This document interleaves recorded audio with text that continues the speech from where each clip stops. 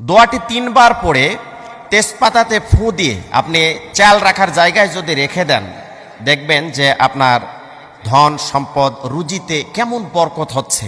আপনার অভাব অনটনের চাবি দূর হয়ে যাবে ইনশাআল্লাহ, এবং রিজিকের মধ্যে বরকত হবে। আমি যে দোয়াটির কথা বলবো অত্যন্ত গুরুত্বপূর্ণ দোয়া, এবং হাদিস কোরআনের দোয়া, এবং কোরআনিক দোয়া হাদিসের বিভিন্ন দিক দিয়ে আমরা দেখেছি যে এই বিষয়টি যদি আপনারা করতে পারেন তাহলে অবশ্যই অবশ্যই আপনার রিজিকের মধ্যে আল্লাহ রাব্বুল আলামিন বারাকা দান করবেন।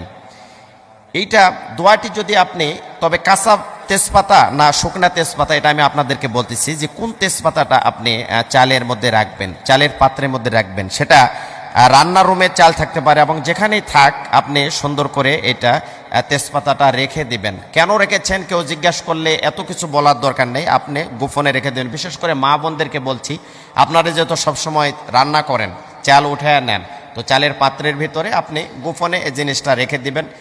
ইনশাল্লাহ আল্লাহর পক্ষ থেকে পরিবারের প্রতি একটা সাকিনা নাজিল হবে এবং বরকত নাজিল হবে, রিজিকের মধ্যে বরকত হবে। অনেক টাকা পয়সা কামায় রোজগার করার পর অনেক সময় দেখা যায় যে বরকত হয় না, আপনার অভাব অনটন